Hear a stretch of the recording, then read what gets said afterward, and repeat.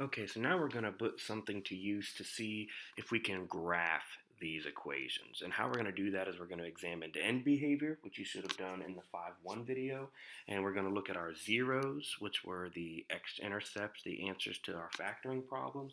And we're going to look at the maximum terms and talk about a new term called relative max and or relative minimum. So let's look at these four problems and find their end behavior and their maximum number of terms. So really quickly,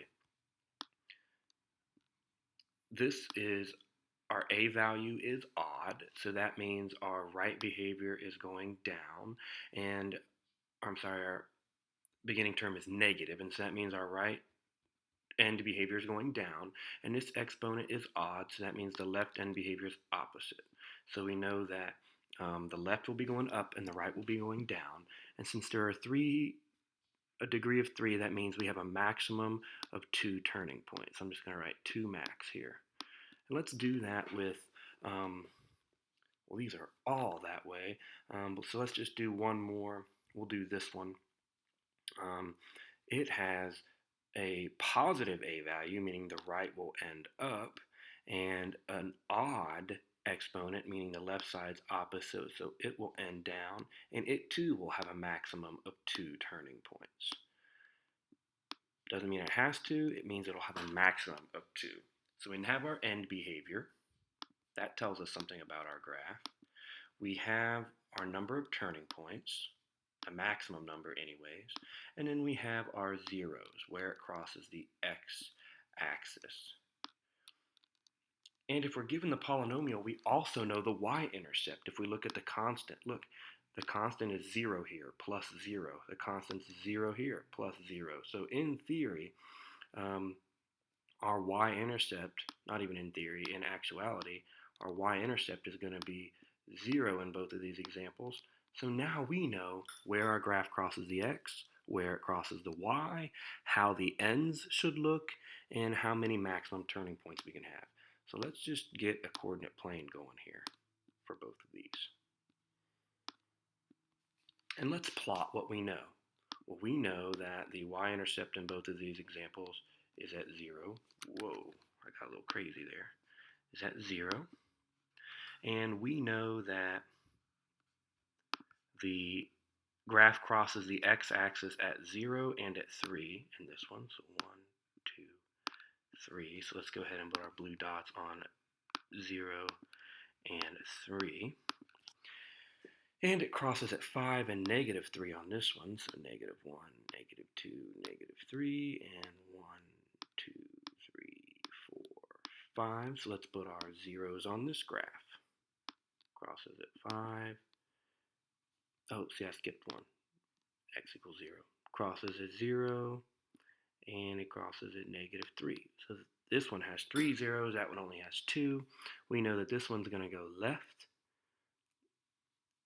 It's going to end up, and then that right, it has to end down. And so we can fill in that end behavior here. Nice, it'll be kind of crude, but we know that the left is supposed to end up, and that the right is supposed to end down. Here we know that the right is supposed to end up, and the left is supposed to end down. All right, so now we're getting somewhere. And so now we can figure out that we know it's going to turn a maximum of 2 points, or a maximum of two turns. And this one will also have a maximum of 2 turns.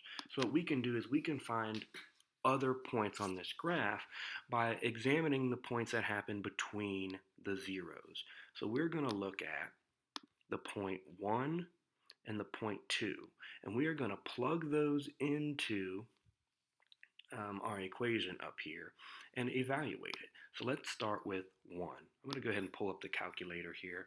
You need to be able to do this without a calculator, but in an effort to try to make the video much quicker, I'm going to just bring out the calculator really quickly. So 1 cubed is 1 times negative 3 is negative 3, and 1 squared is 1 times 18 is 18, and 1 times 27 is negative 27. 1 times negative 27. So if we add those all together, we get negative 12. So at 1, our graph will equal negative 12. 5, 6, 7, 8, 9, 10, 11, 12. So we'll put a dot down here. 1, negative 12. And then now let's try it with 2. So 2 cubed is 8, and 8 times negative 3 is negative 24. And 2 squared is 4, and 4 times 18 plus 4 times 18.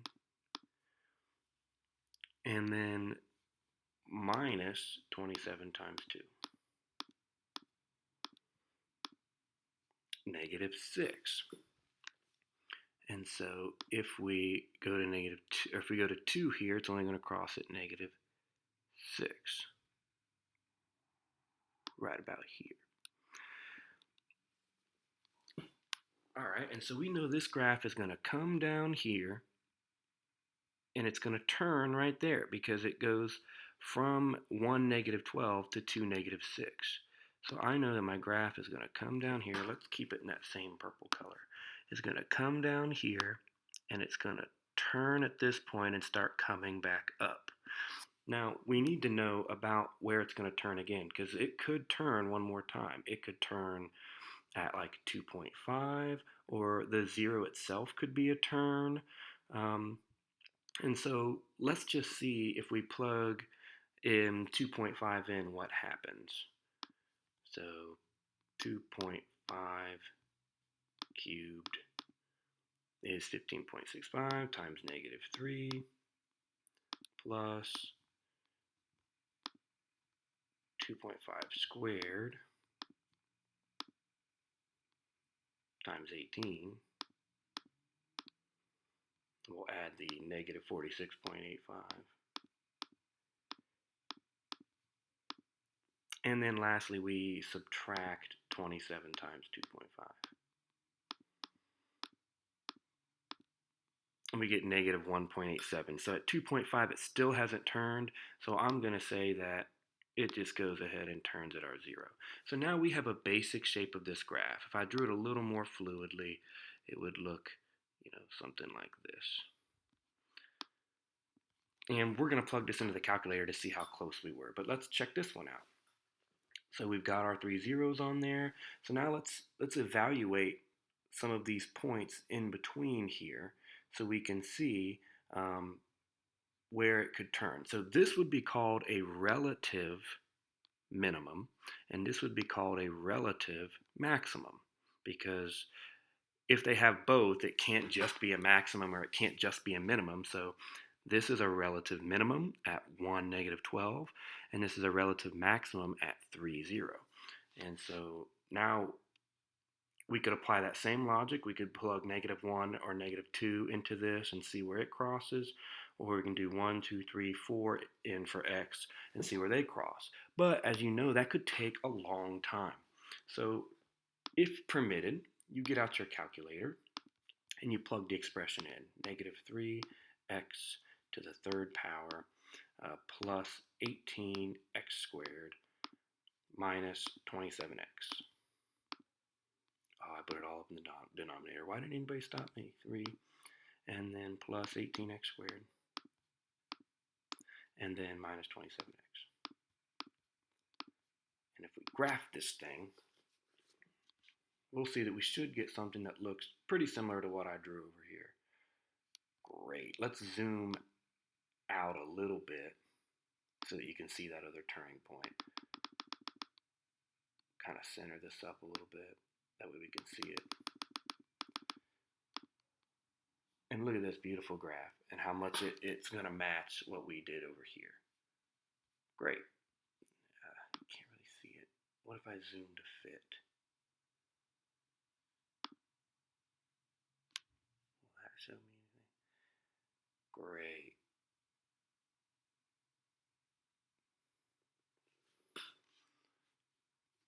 No, that looks terrible. We'll just zoom standard. I think that shows us the best overall shape of it. So you can see it comes down from the left. Is it going to graph or what? Uh-oh, it's making the thinking sound. That's never good. right, here's what I usually do. I just turn it off.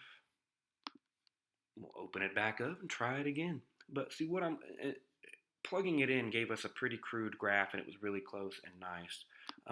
But what happens when we have all these little points to plug in to find relative minimums and maximums? That could take forever. So instead what we do is we just get our calculator out, and we can actually do the calculations of minimums and maximums. So let's plug this one in here. X cubed minus 2x squared minus 15x. And if we graph this, we should see it come from the bottom, cross, cross, and it should come back up. Great. So it ended down. So you can see, let's just zoom out.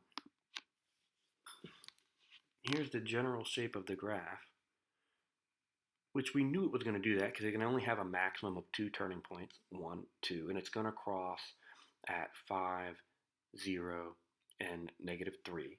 And so we want to calculate these relative max and min. So we can go to second calc and see where it says minimum maximum.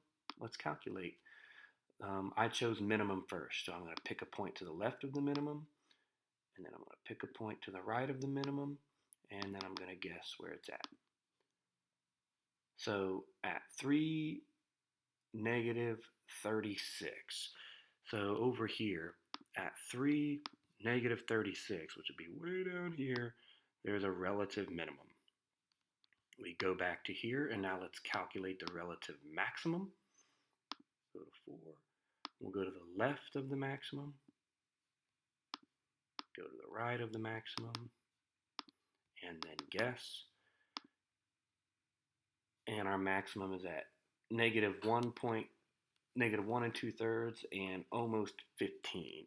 So somewhere -1 2/3 and like 15. So right there, this is not really drawn to scale, but now we can see that it crosses there, comes down here, and finishes like that. And so that is why we're doing all of this. We're factoring so we can find zeros. We're looking at y-intercepts. We're determining end behavior and finding relative minimums and maximums. Relative maximum, relative minimum. So play around with that on these two and let me know how you do. Goodbye.